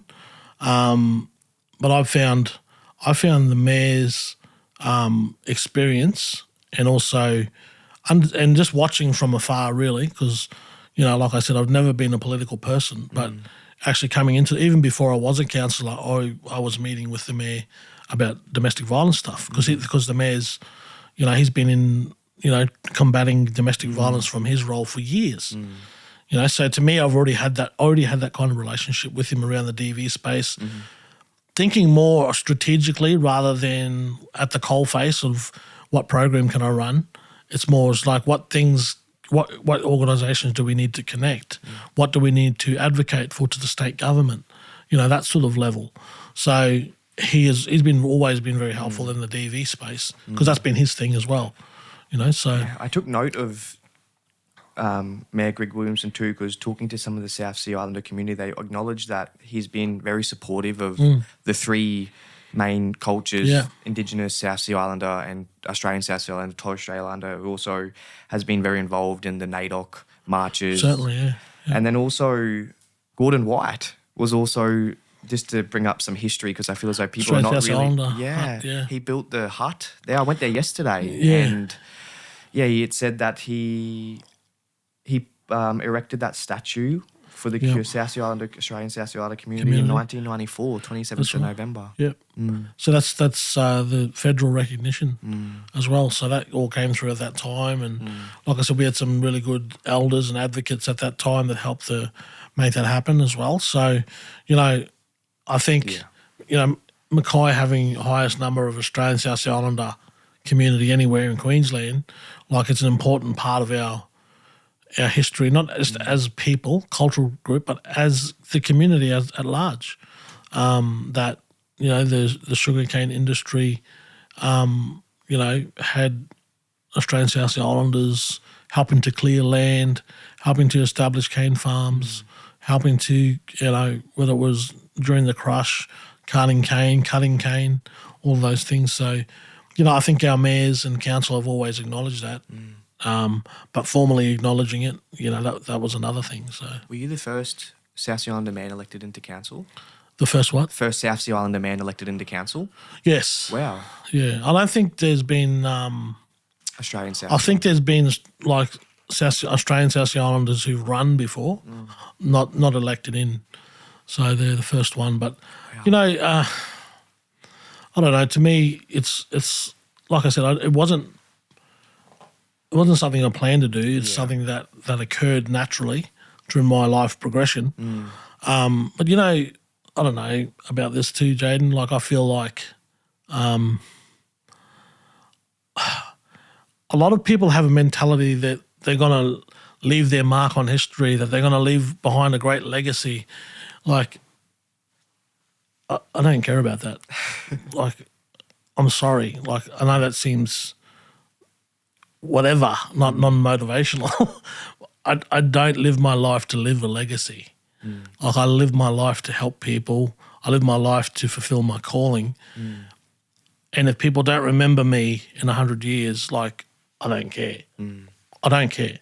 Like, what does that mean? You know, What to me, it's what like, would you like to leave those people? I'd in like to 100 leave. years I'd of like times? to leave those people Yeah. in 100 years' time the ability for them to fulfill their calling, just like I had been. Do you know what I'm saying? Like, I don't know the name of my great grandfather. I don't know what he believed. I don't know anything about him. You know what I mean? Or on any of my I know my great grandfather. I don't know him personally, but I know that he had a grandson who took on the chief role, who passed it on to my uncle when I was younger. But I feel like, to me, that everything in my life has been an intentional thing. Like, can't look back over my life. I guess what I'm trying to say, I can't look back over my life. I don't look back and see regret, and because I don't see things as mistakes unless I continue to do it. Because then that's a mistake. But if it's an opportunity to learn, well, then and help me grow, then that's when, you know, those opportunities, those mistakes become opportunities. So, you know, for me, leaving something behind for my children or my nephews and nieces or my cousins or my community is not about leaving something behind so that I get a plaque on the wall. Like, I don't want to leave that behind. I want to leave behind something that goes, that's an open door for the generations after me or two after me that can go, we can do this because this door's open. We don't know who opened it. If they don't know who opened that door, but it was me, if they don't know who it was, I feel like I've achieved something because it's not about me. Do you know what I'm saying? Yeah. And again, I'm thinking about this, goes all the way back to my birth, to this understanding of what it means to lead in a village. You're the last. Like, and again, I correlate this back to faith in Christianity. In Christianity, if you want to be the first, you be the last. If you want to be the greatest, be the least. Do you know what I'm saying? Like, if you want to go up, go down and help people. If you have the ability. It's out there. Yeah. I'm finding that it's helping people though. Yeah.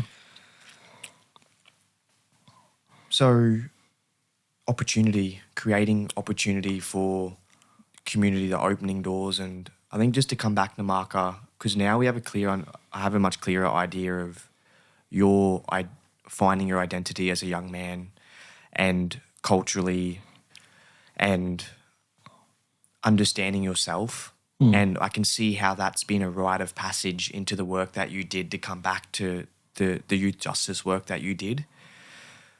Why is it that we have a lot of youth in our society today who are cultured, who come from Indigenous, Australian, South Sea and Torres Strait communities that are highly incarcerated? Like, what is the reason behind that?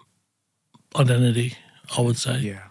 I mean, identity, again, in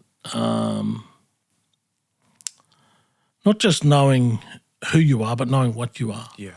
That when I say what you are, I'm saying you are a part of me and I'm a part of you. Like, I say that in full respect of everybody out there. It's like, to me being a part of it's like if we were neighbours but we never talked. But if someone broke into your house, I'm highly impacted by that because even though we don't talk, you're right there. Yeah. We share the same roads. We share the same shops. We'll try and say that 3 times fast. Share the same shops. Tongue tie myself. But do you know what I'm trying to say? Like, we literally have so much in common. And that I guess is probably one of the things that I'm trying to bring a message across to such a divided world Yeah. that we're more the same than we are different. And if I can bring about commonality while I've got this time on council, if I can bring about unity, if I can bring about respect, if I can actually help these people hear these people and these people hear these people, that's not easy. But my heart for the community is unity. It's not division. Like, that's the last thing we need is more division. And, that comes down to a lot of decisions that happen around that table as well. It's like, how are these decisions being made? If the community in mind, like, that's the important thing. And if we've done it wrong, well, then let's move some things around so that when that comes again, we might have a better idea of how to do it right or do it better, at least. So that's a journey I'm on in myself, in understanding not just my position, but my responsibility in the role. It's not just to coast through, but actually make a difference where it matters. And that's not easy. Again, nothing's easy in life, but Yeah, back to identity, Namarca, for young children, young, yes. And, I resonate with that. And like you said, it's not just about one particular community, it's universal. For me, I grew up in Mackay and I come from a Nepalese mother, but my mum passed away when I was quite young. So I lost all of that connection, and I can see that similarity with potentially kids, young Indigenous or Torres Strait kids that maybe have lost that sense of connection early through one circumstance or another. But for me, it was losing my mum.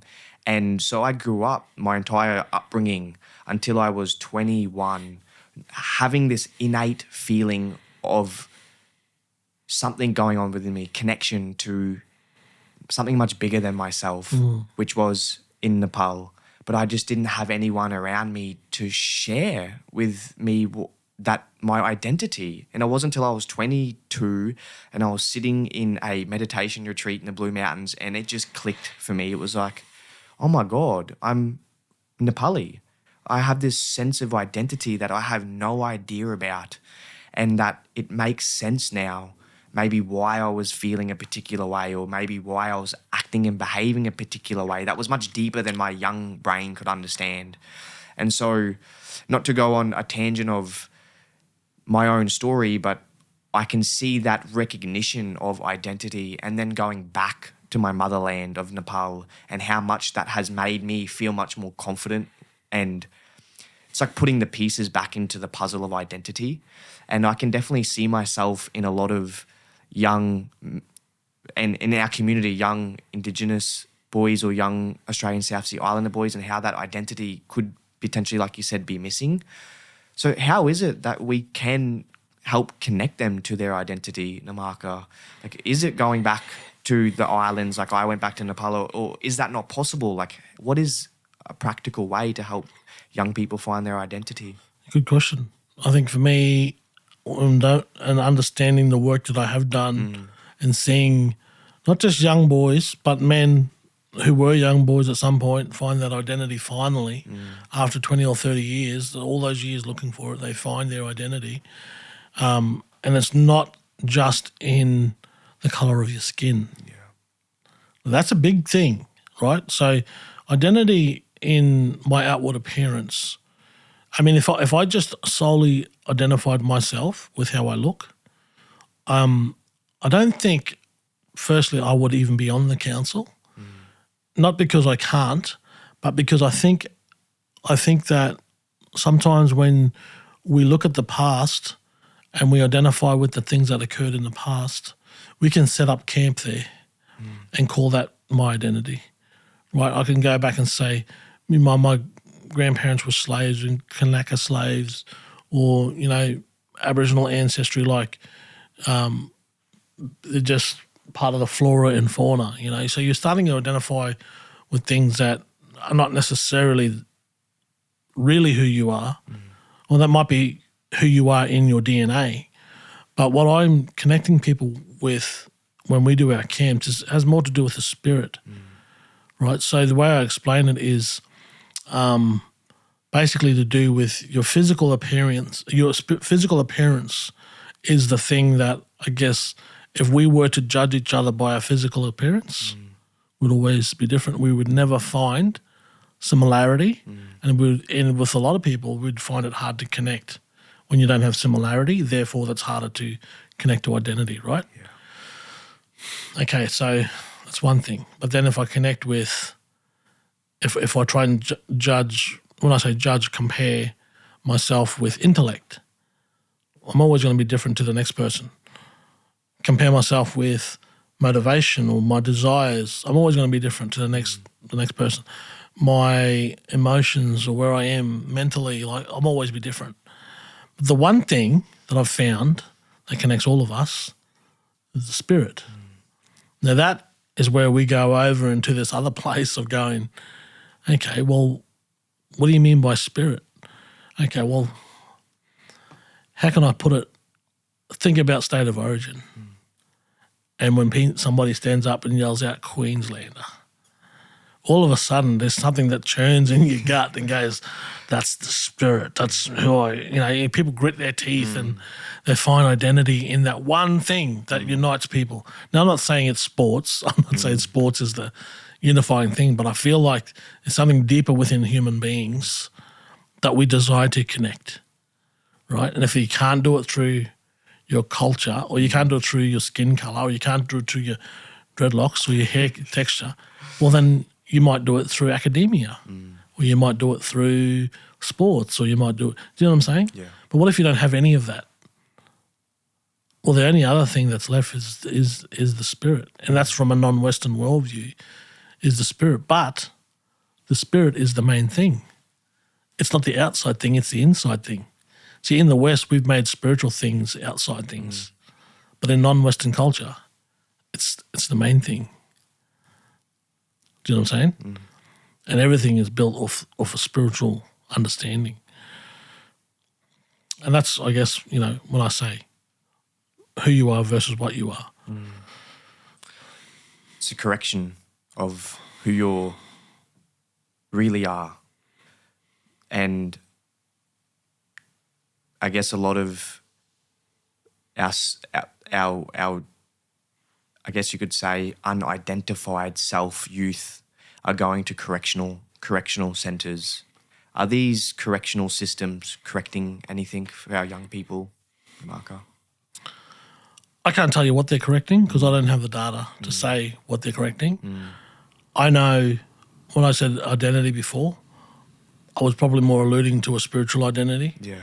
And it doesn't matter if you're black, blue or brindle, right? Because there's Indigenous kids, but there's lots of non-Indigenous kids in there as well, that have similar, not the same, but similar issues around identity because they don't know where they fit in society. And that's for a multitude of reasons. But to me, I feel like if this is the whole thing from behavioural change that I've been working with people over the years is understanding behavioural change from a cultural perspective. Now, when I say culture, I'm not just talking about blackfellas, right, or Pacific Islanders or whatever. What I'm talking about, culture, the word culture just means way. It means way, a way of living, right, a way of perceiving. And so, again, like I go back to this whole village mentality of saying, if you go far enough back in your own genealogy, your forefathers lived in a village, all of that.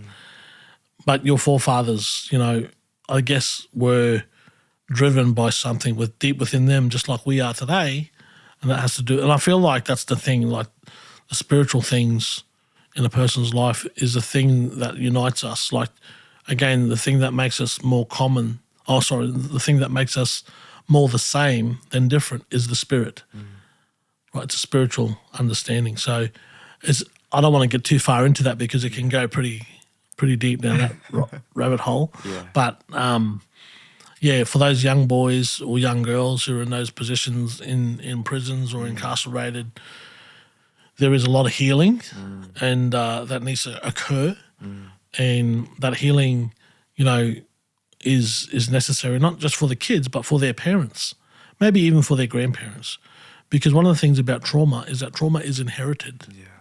Like you can have a Intergenerational child trauma. that's born into foster care, at a young age, or even now we've got kids in foster care, newborn, in foster care straight in, because the parents have been through trauma because their parents have been through trauma and so on.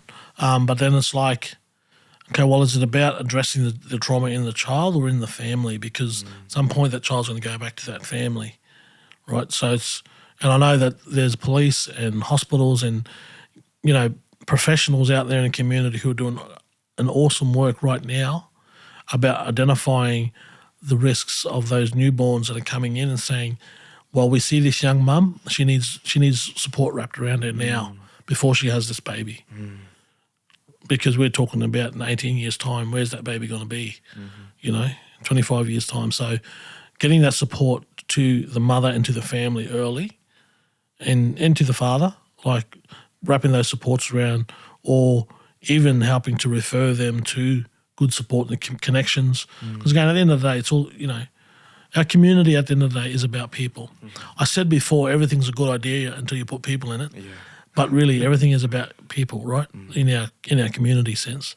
So for me, those young people incarcerated, those young people going through in and out of prison, yes, you can put more ankle bracelets on them, you can lock them up more, or you can build bigger prisons or whatever.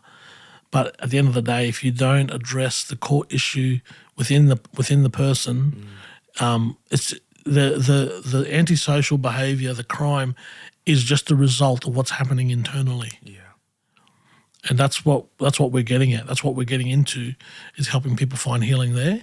Because when you find healing in the core, it comes out in the fruit of their life, So this is exactly why I said at the start of the conversation, Namarca, that I see you as a healer in our community, because these wounds are, like you said, they're generational.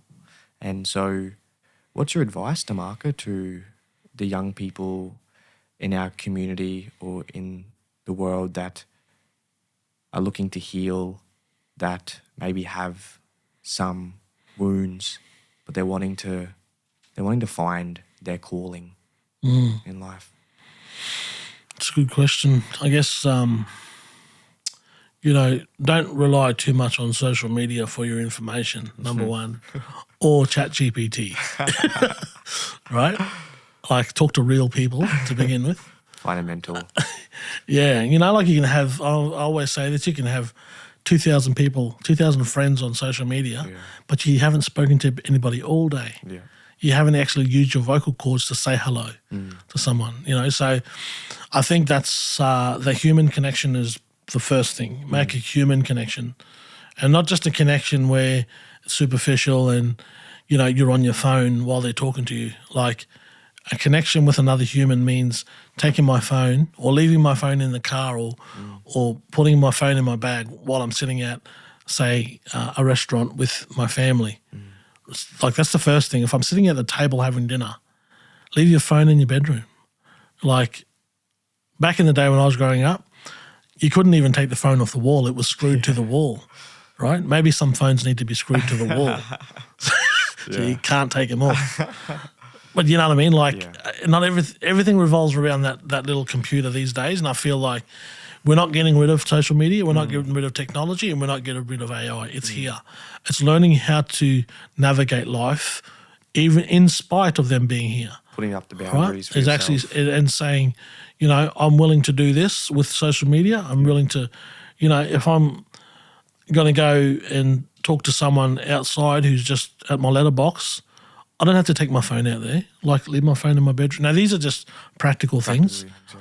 But maybe one of the practical things, advice is just try doing that. Try detoxing from technology for a day, like a digital detox. Look it up. There's probably heaps of advice out there. That's one of the first things for young people. And when you have the intention and the mindset to connect to real people, not just peers, right? Peers are people your own age or a couple of years older.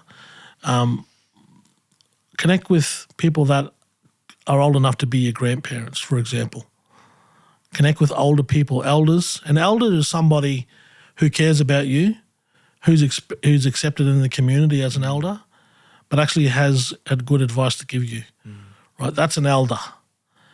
An elder isn't some cranky person who's going to tell you all the conspiracies and make you twice as bad as what they are. An elder is someone who's going to actually try to build you up and encourage you into being the best that you can be. You know, like, and an elder doesn't necessarily have to be a blood relative. Yeah. An elder could be an elderly person who lives across the road. And when I say elderly or elder, I don't mean old person. To me, an elder is someone who's got lived experience. It's been through life and said, you know, I tried that, it didn't work. You could try this and this and this. Here's your options. You know, whatever you choose, I'm there to support you. Like, to me, that's what an elder would say. You know, so that's the second thing is finding people that are older or have that lived experience, because I think wisdom in the terms of elder is passed down, not sideways. It's passed down. Yeah. So because they've been through it. I really resonate with this advice. When I look back on my last few years, and if I was to share any advice with young people, I've been very blessed to have been given the gift of having found elders in my life.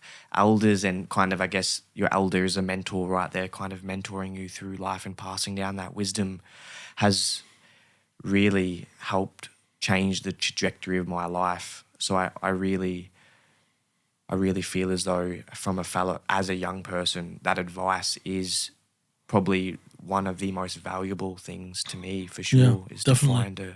To find elders in your community. Elders, definitely. And the third and final thing I'd say is find your calling.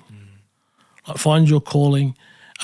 Life runs in seasons, and seasons always have assignments. Right, so think about that. Seasons always have assignments. And what I mean by that is, you know, we've got 3 mango trees out here that we bought from Bunnings years ago. Don't tell people we bought it from Bunnings, but not that anything wrong with Bunnings. Good on Bunnings. But they're Bowen mangoes, and, you know, some years the mangoes are fruiting, you know, really well. Other years are not because of the frost or whatever. But I feel like, you know, that to me is a really good example of seasons, right? And during mango season, and with my family, you know, my wife's family anyway, like, picking mangoes is really, you know, that Christmas time, it's a family event and everybody enjoys mangoes. So it's really good. So for me, that's a seasonal thing, but there's an assignment attached to that. When that season comes, I know every year, okay, we're going to be picking mangoes because it's the season we're in. So understanding the season of life that you're in might help you understand the assignment for that time. Because what happened in winter is not as important what happens in summer. Does that mean your calling is changing throughout your life, or is it something that's steadfast, the same? It doesn't change. It's solid, or is your calling changing with the seasons? I think your calling stays the same, but the assignment of the calling changes. So, for example, you know, your assignments change, but your calling's always the same in that who I am as a person, as a leader, as a father, like that's my calling. But the assignment as a father in this season of my children's life, who are in their 20s, is different to when they were 10, right? Because I've got to be more intentionally focused on their schoolwork when they were 10. That's a different assignment to now. I've just got to give them money now. Like, I mean, they probably wanted money back then, but they're not getting it.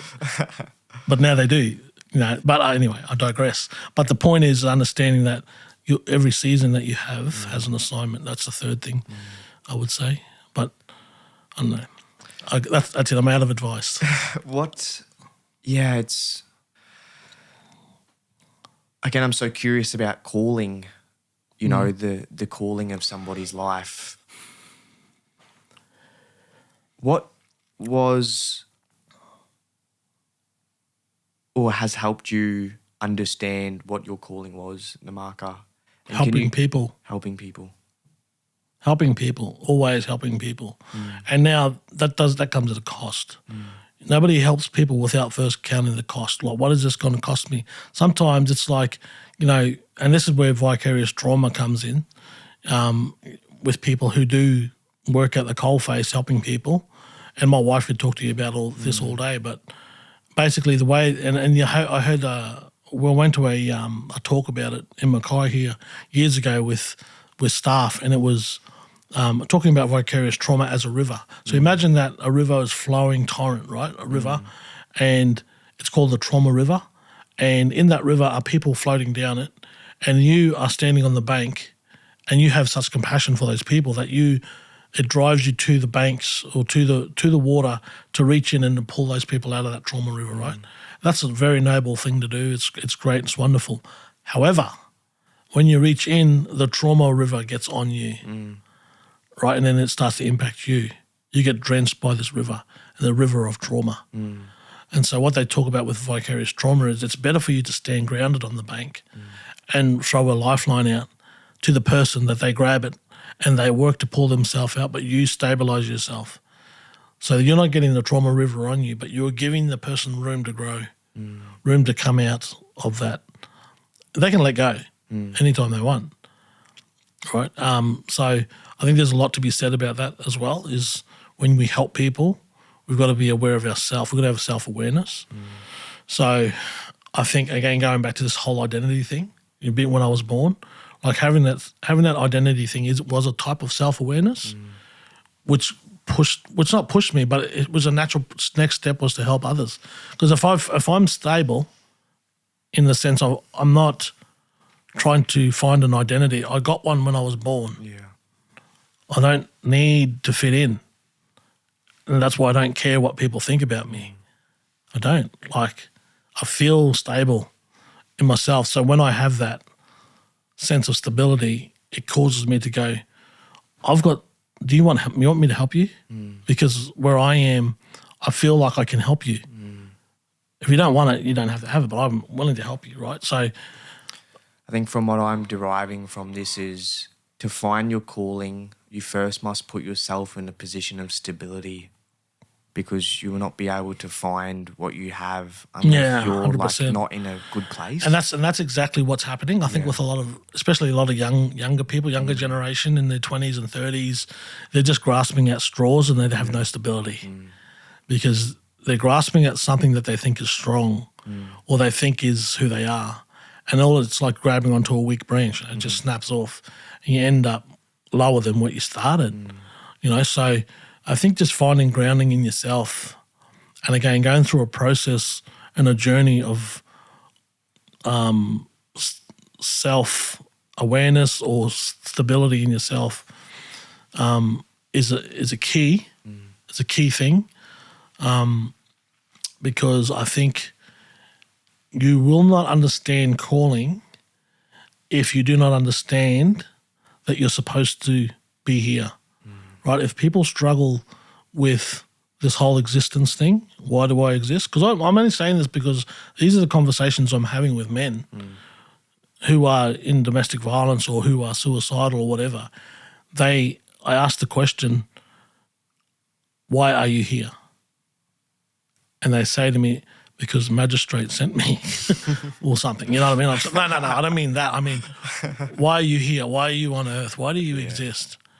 And it's not a question that I come out with straight up. It's something that I think on the journey of exploration, the question comes out either through me or through someone else. Like it's a very valid question of that exploration in existence and saying, if I'm supposed to be here, that means I must have a purpose, right? Especially if I go back to creation, especially if I go back to creator, like, a creator creates something for a purpose. It's like, sorry, you exist. Yeah. Like, that's not how I see it. It's like there's an intentional thing that happens. You're created, you're here, you're in society. Now there's an opportunity to go with the mindset of I'm an accident, I shouldn't be here, I don't belong, or I'd be better off without me, all these conversations. And if people are feeling that, you need to reach out. Like, There's plenty of hotlines out there. People can call, have these conversations. Like I'm happy to talk to people like through our company anyway, and we can connect people with those resources.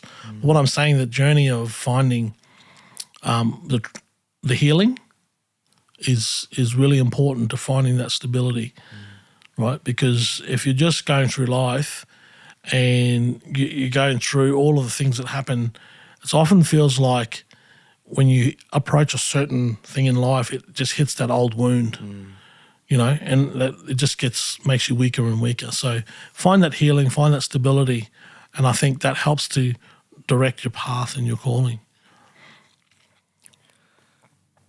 Yeah, beautiful, Namarca. I think I remember someone also shared it was something along the lines of, there are two really important days in this life. One is the day that you were born, and the second is the reason why you were born. Yeah, that's right. Knowing your why. Yeah, exactly. Inside that circle, I don't know if you've ever seen it. It's like on the outside, there's a circle of what you need to do. Everybody tells you what to do. And then the inner circle is how. It's how you can do it. But nobody really tells you the middle circle, which is why. Why am I doing this? Why do I need to keep... And it's like when you do behaviour change. I can tell you, or you could learn what it is you need to do to change your behaviour. You can learn how to do it. But the only thing that keeps it there is why. If you understand your why, it'll carry you through to the end of days. It's the very thing. It's this calling thing. It's connected directly to the calling. Yeah. Namarca, thank you so much. We talked a long time. It felt like just a moment. Is there anything else that from your end that you'd like to mention, talk to, share with our listeners and our community? I guess, important thing right now in our community is to look for common ground. Look for common ground with each other, because I think if we can look for common ground with each other and have the intention of taking care of each other, helping others who are, maybe less fortunate than yourself, that goes a long way, especially in a Western society, which is taking care of yourself, right? But I'm not saying all people in the West are like that. I'm just saying it's easy to fall into that trap of thinking about yourself when everything's geared towards self. And I guess, for me, people out there in the community who are struggling to find their way in life sometimes are best helped when they help others. It's just fascinating how that works. Thank you so much, Namarca, for bringing us into your home, to giving us... Was it comfortable? Yeah, that's so comfortable. Yeah. Oh, that's good. And I was going to put you out in the shed, but you might have... you might have been drenched on the way out. My suit would have bloody looked like I went for a swim. No, thank you for all of the work, the noble work that you're doing for our community.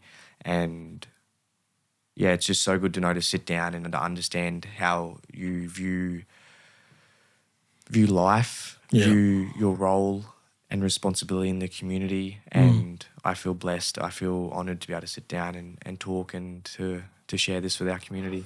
Awesome, Jayden. Thanks for letting me talk on your podcast. Thank you. The pleasure is ours. Awesome. And thank you, everybody. And we'll see you next time.